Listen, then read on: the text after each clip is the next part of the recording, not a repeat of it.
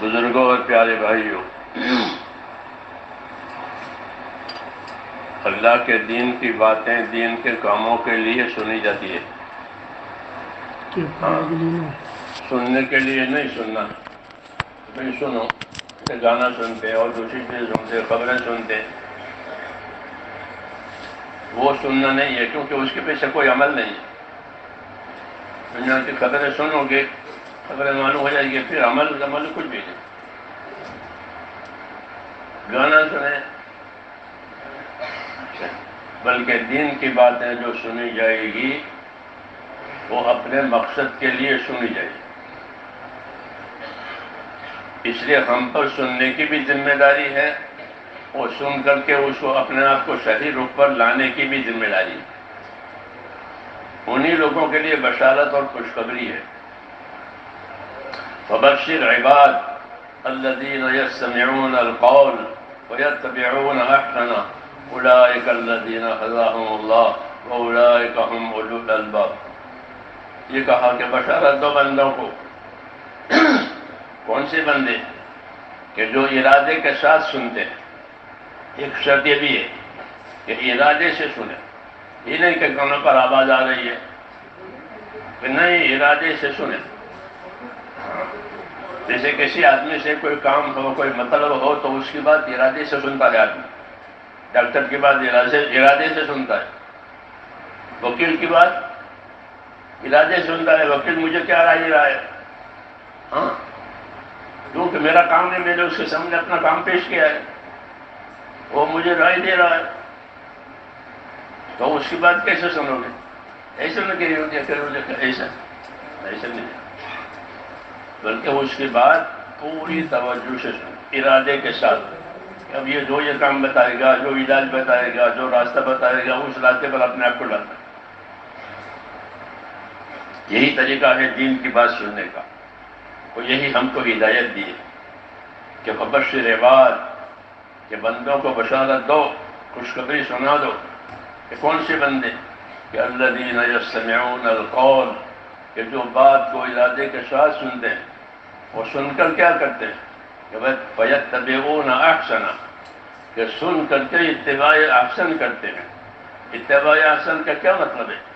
کہ اتباع احسن کا مطلب یہ ہے کہ سننے کے بعد جب ذمہ داری کی بات آئی، کام کی بات آئی کہ بھائی تم نے سنا، بولو یہ کرو، کون تیار ہو؟ ہاں، کیونکہ سننے کے بعد ہی کام کی بات ہوتی ہے یہاں، اور کام بتایا جاتا ہے۔ تو جب کام آیا اور کام کی ذمہ داری کی بات آئی تو اتباع احسن کرتے ہیں، یعنی اپنے عمل کو اچھے سے اچھا اور اونچے سے اونچا بتا کر پیش کرتے ہیں کہ ہاں، جس کام کے لیے ہم سے بات کہی گئی ہے، وہ جو کام ہے اس کام کے لیے ہم تیار ہیں۔ یہ طریقہ ہے اور یہی صحیح طریقہ ہے، ورنہ تو بات ہوا میں چلی جائے گی اور لوگ بھول جائیں گے۔ جی ہاں، بھول جائیں گے، ان کو سب باتیں تھوڑی یاد رہتی ہے، بھول جاتے ہیں۔ اس لیے کہا کہ اتباع احسن کریں، یعنی جب عمل کرنے کا نمبر آوے تو اپنے عمل کو اچھے سے اچھا بنا کر اللہ کے دربار میں پیش کریں۔ ہاں، تو یہ سمجھداری کی بات ہے اور یہی ہدایت کی بات ہے۔ اولئک الذین ہداہم اللہ واولئک هم اولو الالباب، یہ وہ لوگ ہیں کہ جن کو اللہ نے صحیح رہبری کی ہے، اور یہ وہ لوگ ہیں کہ جو سمجھدار ہیں۔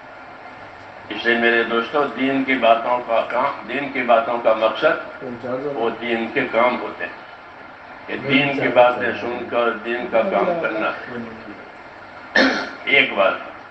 دوسری بات یہ ہے کہ ہم کو حضور اکرم صلی اللہ علیہ وسلم نے ایک پیغام دیا ہے، امت کے نام، اور وہ پیغام یہ ہے کہ اللہ تعالیٰ نے دنیا کو تمہارے لیے پیدا کی ہے۔ یوں کہا، دنیا تمہارے لیے پیدا کی ہے، ساری نعمتیں تمہارے لیے ہے، کسی اور کے لیے نہیں۔ سورج ہو، چاند ہو، ہوا ہو، پانی ہو، سونا ہو، چاندی ہو، وہ کس کے لیے پیدا کی ہے؟ کہ انسانوں کے لیے پیدا کی ہے، اور کسی مخلوق کے لیے نہیں پیدا کی۔ کہ کہا کہ اللہ نے دنیا کو، یعنی اس کی نعمتوں کو تمہارے لیے پیدا کیا ہے۔ انعام اکرام کی بات ہے. کس کی بات ہے؟ کہ اللہ نے اپنے بندوں کا انعام اکرام کیا ہے کہ ان کی نعمتیں جو ہیں تھی وہ بندوں کے لیے پیدا کی، کہ دنیا تمہارے لیے پیدا کر دی ہے.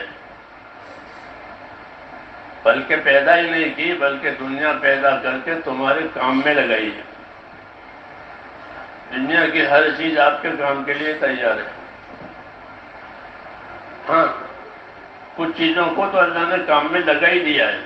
جیسے سورج نکلتا ہے، ڈوبتا ہے، چاند نکلتا ہے، رات ہوتی ہے، دن ہوتی ہے، اس کو تو کام میں لگا دیا ہے.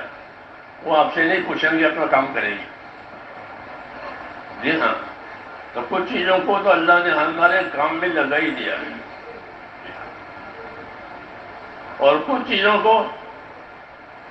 پر ہم کو قابو دیا ہے کہ اس سے کام لے سکتے ہو، اس سے فائدہ اٹھا سکتے ہو، اس کے ذریعے سے اپنا نقصان دور کر سکتے ہو، وغیرہ وغیرہ. جی ہاں، یہ سب کا خلاصہ کر کے یوں کہا کہ اللہ نے دنیا کو تمہارے لیے پیدا کیا ہے اور پیدا کر کے تمہارے کام میں بھی لگایا ہے. خالی پیدا ہی نہیں کیا ہے بلکہ تمہارے کام میں لگایا ہے. اور کام میں لگانے کا مطلب یہ ہے کہ کوئی بھی مخلوق تمہارے کام سے انکار نہیں کرے گی. آپ گھوڑے پر بیٹھنا چاہے تو گھوڑا انکار کرے گا؟ گھوڑا ہو، گاڑی ہو، کشتی ہو، جی ہاں، کوئی چیز کھانا چاہے تو وہ پھل نہیں انکار کر سکتا.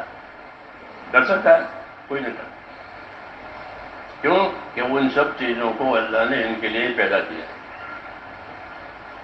کچھ خدمت کی چیزیں ہیں، کچھ ضرورت کی چیزیں ہیں، کچھ نقصان دور کرنے والی چیزیں ہیں ہم سے، ایسی چیزیں پیدا کی ہیں. تو اس کو کہا کہ وہ ساری چیزیں اللہ نے تمہارے لیے پیدا کی. یہ اکرام ہے. یہ کیا ہے؟ کہ ہمارا اللہ نے اکرام کیا ہے کہ ہم مانگنے نہیں گئے تھے. مانگنے گئے تھے؟ کوئی مانگنے نہیں گیا. اور کسی کو خبر ہی نہیں تھی کہ کیا ضرورت ہے، کیا مانگتا، ضرورت کی خبر نہیں تھی. بغیر مانگے سب کو دے دیا. پھر مانگنے کے بعد بھی دیتے ہیں، بغیر مانگے بھی دیتے ہیں اور مانگنے کے بعد بھی دیتے ہیں. یہ باتیں سوچنی چاہیے تاکہ اللہ سے تعلق پیدا ہو. جب یہ باتیں آدمی بھول جاتا ہے تو اس کا تعلق اللہ سے کٹ جاتا ہے اور وہ اپنے کھانے پینے میں، اپنے کھیلنے کودنے میں یا دوسرے کاموں میں لگ جاتا ہے.